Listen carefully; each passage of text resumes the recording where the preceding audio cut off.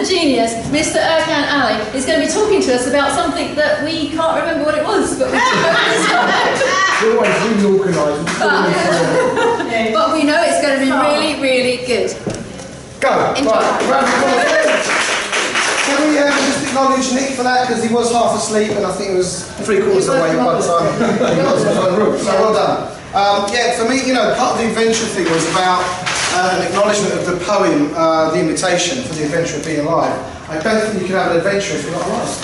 So part of playing the game is being alive. Well, yeah. Okay. So for our guest in the room, Belinda, this is my new glasses, everyone. Very funny.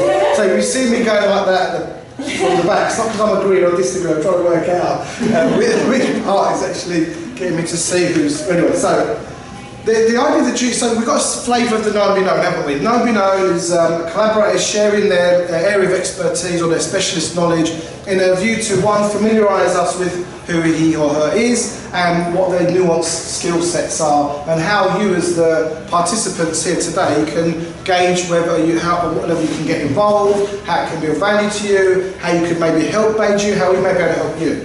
So going back to known be known. Genius slot is a little bit different. The genius slot is really more challenging. It's designed to throw up questions rather than give answers. It's designed to provoke rather than settle you down and make you feel okay. So with that spirit, I'm going to get started. So it's called a genius slot for a reason. It's to stretch and... Blackout. Oh, no, it's fine. Yeah, I forgot that bit. Right, so you know, like who's familiar with The Matrix? The film The Matrix, the series. Recently I found a 2-hour explanation of the Matrix series online by a guy called Mark Passio. And Mark Passio breaks down the whole philosophical challenges and what the Matrix was about, what the Matrix was, why it was there, and ultimately how to overcome the Matrix. But within the Be Inspired program, I use a Matrix symbology to choose your participation. And within the introduction to Be Collaboration, it is positioned as a choice, that you, as the person who's put yourself in the seat you're in, chose to be here.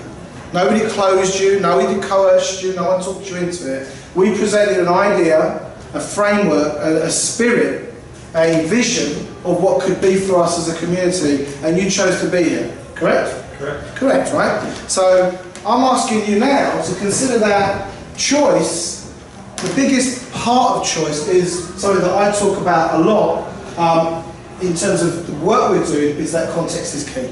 Because who's doing the choosing? Who's doing the choosing? Who's doing the listening right now? Are you listening like from the point of view, well, I'm making opinions about what Erkan's saying, I'm going to agree with some of his stuff, but you know how he can be, he gets a little bit over the top, so I don't want to go that far. Or am I judging it? Does it match my view of the world? Does it match the way I understand things? Oh, and when is it too far? Okay? So notice how when you're engaged with information, what context are you being right now? Are you pulling for the adventure? Are you trying to keep it so you can understand it and not get out of your depth? Or who's out there going, I'm going to take my armbands off, I'm going to go as deep as I can? Who's going to go deep as they can? You know, I'd advise you to go as deep as you can. Because you know, the idea is, you know, looking around how much water there is, and I've got to say, I think that it's getting higher and higher out there. Not to worry, but It's called tide. Is it the tide? Is that what it is? I don't think I've seen this high before. I did see it flood morning on my weather. Yeah, honestly, I'm looking at it because I don't normally see this. Anyway, so not to worry anyone. So,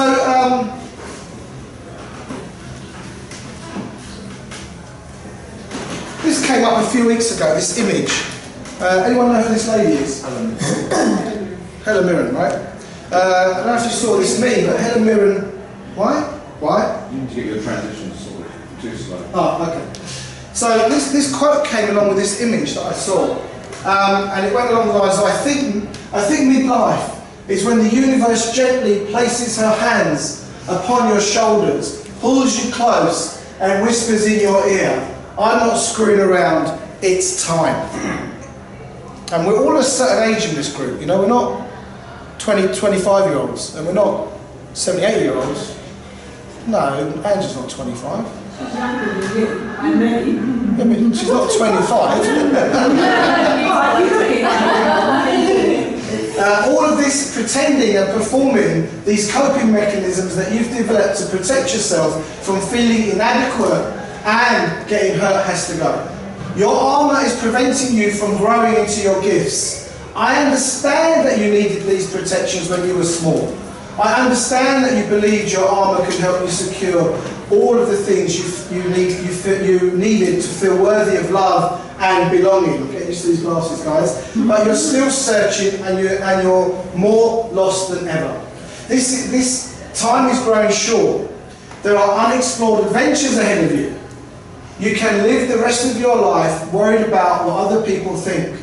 You were born worthy of love and belonging. Courage and daring are coursing through you. You were made to live and love with your whole heart. It's time to show up and be seen. And that quote was by Brené Brown. And I remember last month when I did the Genius slot and Kay did her Knowing Me Know, this completely, for me, I watched it back a couple of times and it just landed bang in the middle of everything we were doing last month. And I want to provoke you to think about, if this was it, and there was no guarantee of a tomorrow, who would you be today? Who would you be with your loved ones? Who would you be in your business?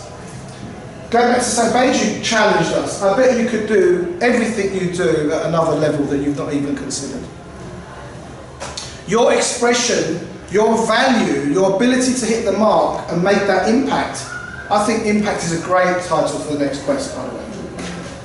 If this was it, and there was no guarantee of anything else, what could it be? And I hear a silent yeah, but. And I want you to think about that yeah, but. And I want you to consider that yeah, but is always there. How do you sum up what could have been that didn't happen? How do we do it? Hands up. Who's got some answers? What results are you not producing and how do you justify it? Excuses. And what are your excuses? What are your cherished ones? I didn't have time. No, okay, just stop. Time. I want you to consider time. I'm going to come back now. Time is the ultimate scarcity model. Ultimate scarcity. If you hear yourself saying, I didn't have time, you hear yourself saying that, consider that as your scarcity model. We're talking about fear, scarcity, competition model. Time is one of the biggest scarcities we have as human beings, in my opinion. What else?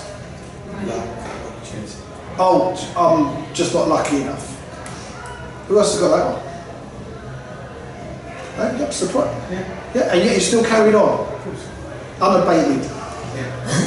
Who else? How else do we explain away the results that we're not getting that we want to get? Scared of trying. I like what Beju said earlier on about what if I fail? Even worse, what if I succeed? Then what? Then what? Really? What if this really works out? Then am I enough? Do I have everything packed into my suitcase?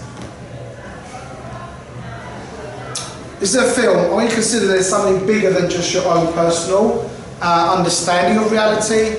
Reality is being created on many levels for us as human beings. And this film is a clip. This is a clip from a film called My Dinner with Andre from 1981. And I think they really nailed it back then. In fact, I think in the popular consciousness and what's going out in the media, you really have to go off the beaten track to get anything of value. And I think this is a great conversation. My Dinner with Andre. I'm going to just this one. Well, why do you think that is? I mean, why is that? I mean, is it just because people are lazy today or they're bored? I mean, are we just like bored, spoiled children who've just been lying in the bathtub all day, just playing with their plastic duck, and now they're just thinking, well, what can I do?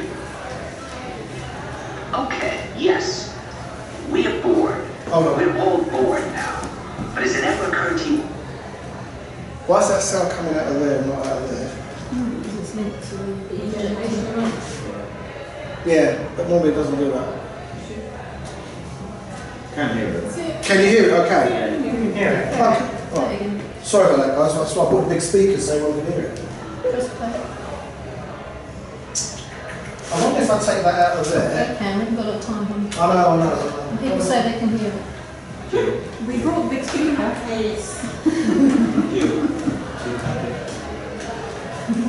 Some guys tend to keep quiet. Well, why do you think that is? I mean, why is that? I mean, is it just because people are lazy today or they're bored? I mean, are we just like bored, spoiled children who've just been lying in the bathtub all day, just playing with their plastic duck, and now they're just thinking, well, what can I do? Okay, yes, we are bored. We're all bored now. But has it ever occurred to you, Wally, that the process that creates this boredom that we see in the world now may very well be a self-perpetuating, unconscious form of brainwashing created by a world totalitarian government based on money, and that all of this is much more dangerous than one thinks? And it's not just a question of individual survival, Wally, but that somebody who's bored is asleep, and somebody who's asleep will not say no.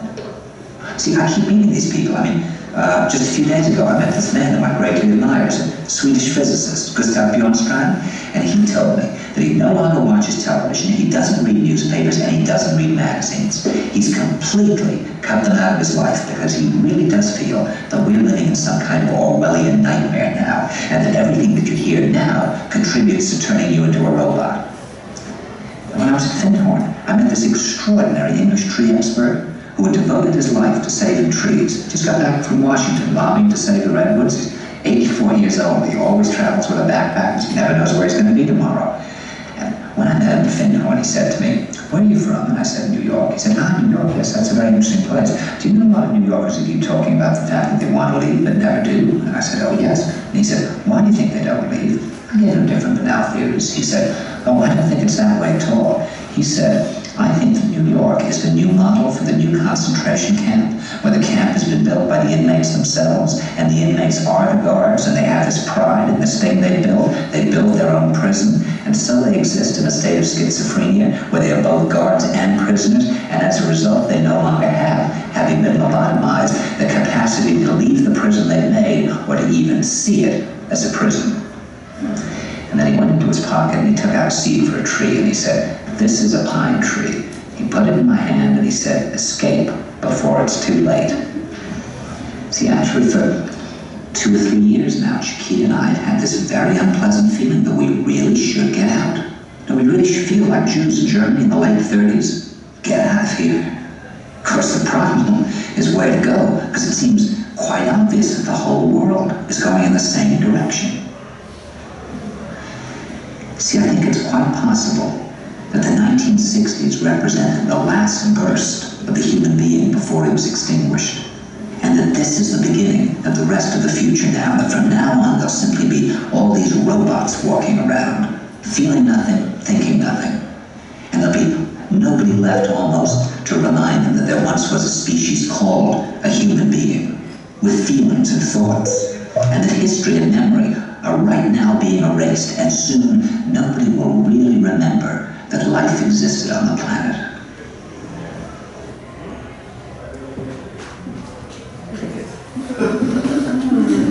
Okay, so any reactions to that?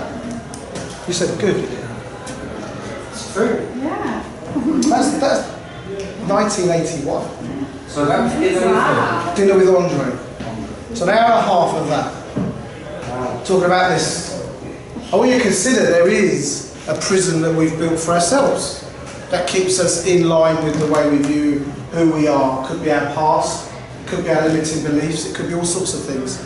So I want you to consider, how do we break out of those? How do we break out of the excuses, time, luck, whatever it is? How do you frame that you're not producing the result you want? How do we break out of it?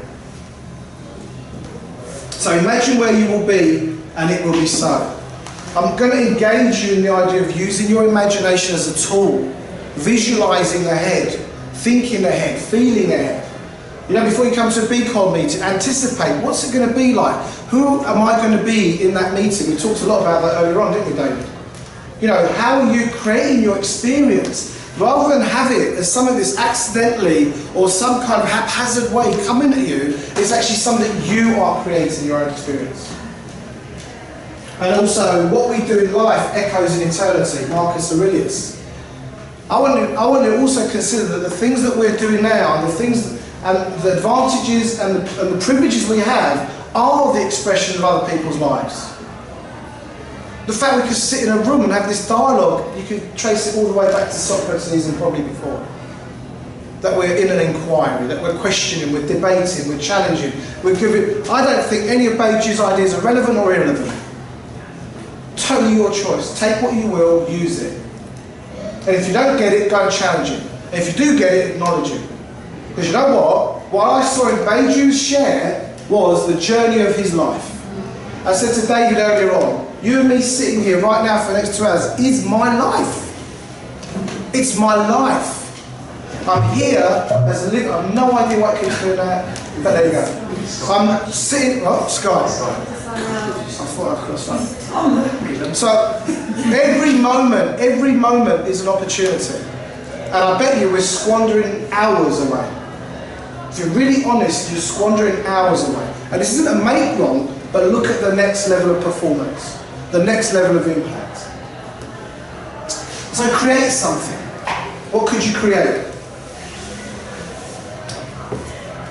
Going back to collaborating, what could you collaborate into existence that previously wasn't there? We used the website as an example. There's many examples of this around big collaboration.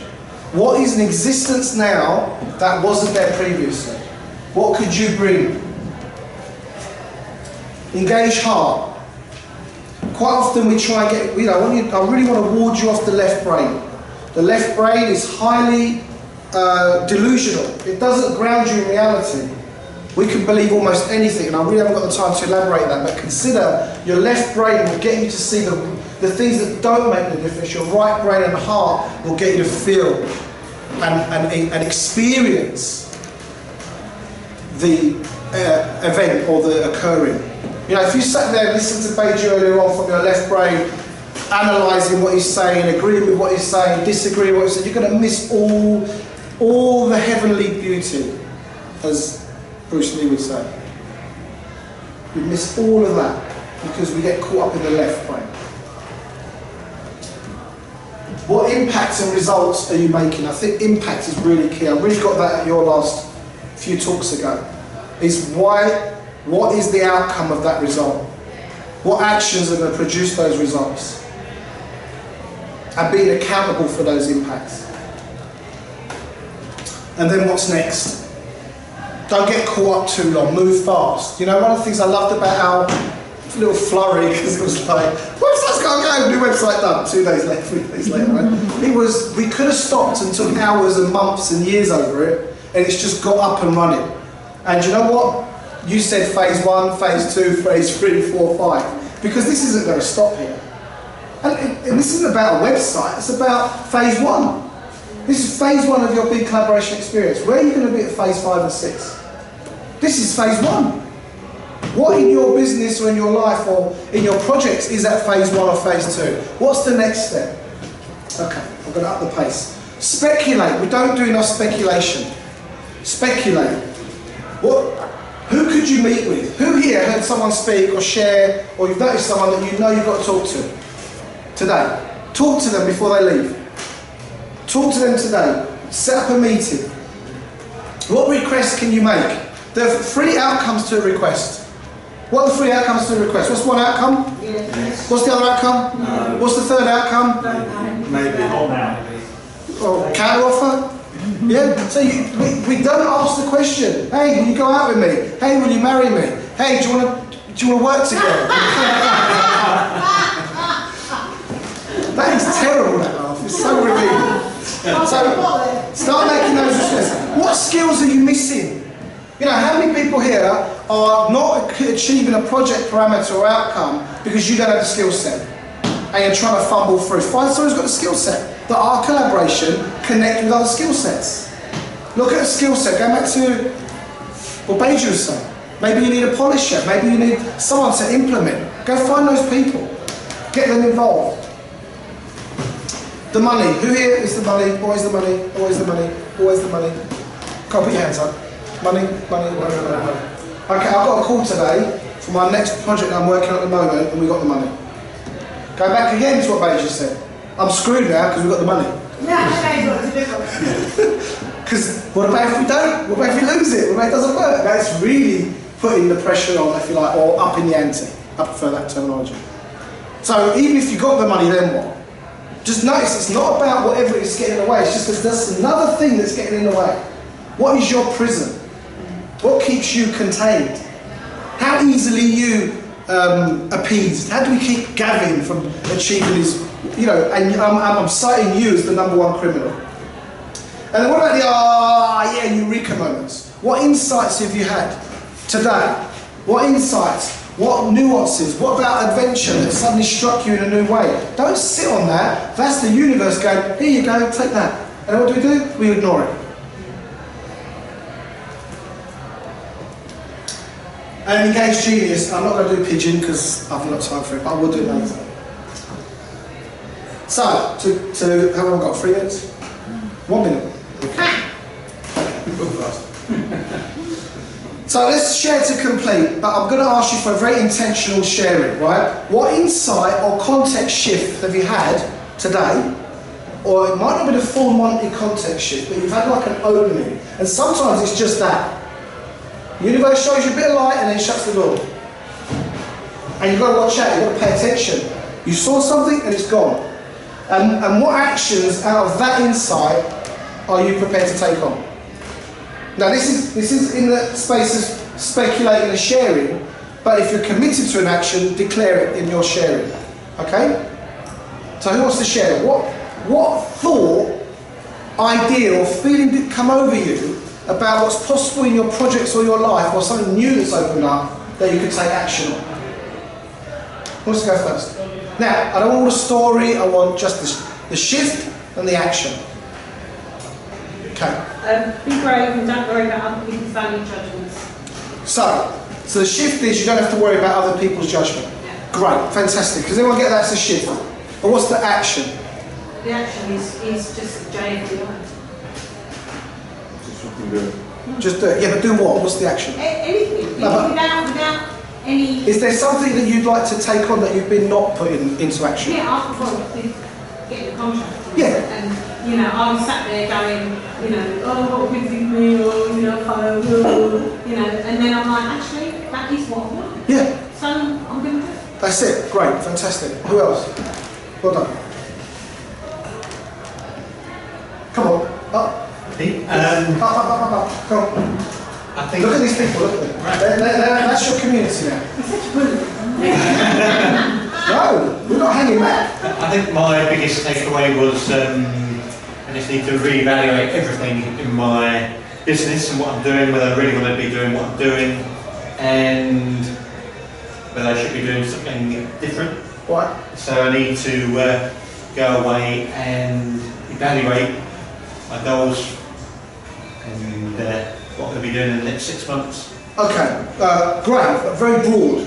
Yeah, it is very broad. Very broad, I get that, right? Because the 2 hours we've had, still and this, right? But what's one action you can take on your way home, or tonight, or tomorrow morning, that you can go, well, I'm going to do that? I think I just need to maybe just get some ideas down and work out what I'm going to do next. So what we could do is, the next action is for you to take out a board and just brainstorm all your ideas in one place. Absolutely, yeah. Right, so you can do that tomorrow, can't you? Yep. You can do that on the train on the way home. Yeah, I will be doing that. Great, can you share that with me and Jill? Take a photograph, put it on Facebook. Yeah. Yeah. No, listen, that is his love for you. Because if you don't do it, yeah, you go, right? Okay, great, fantastic. Can we acknowledge Dave? Because I'm really throwing him in the deep end. Okay, I'm out of time. One more. Can you stand up, please? Yeah. Because we can hear you better as well. Well, when you mentioned dinner with whoever, I missed the whoever. Andre. Yeah, it is Andre, but I sort of come up with dinner with Erkan. Now, there's something you share, which you watch a lot of this stuff that gets you thinking differently. And I think we need a better idea, a better space, create that space where we can think of those ideas. You've mentioned ideas today, and we've got to think of stuff that we don't normally think of. And I've written down, so the action I've written down, and I've thought about this before, but I've never said I'm going to come up with what it is. And it's, what's the cause that I want to work with, or I can't quite define that word, but what's the cause I'm willing to fight for, I'm willing to lead? And I want to narrow that down. So it's a little bit of dream boarding, but I've never really defined that, and I want to define what that is. Because I think when you get that thing, you will take on the work beyond the normal thought, and I think that's the space. But perhaps we have to have dinner with Erkan to get those vibes. Let's acknowledge that. That's a great idea. Fantastic. Okay, I've run out of time. That's the Genius Slot. Thank you very much, ladies and gentlemen. Thank you. Well, we're just going to wrap up really. So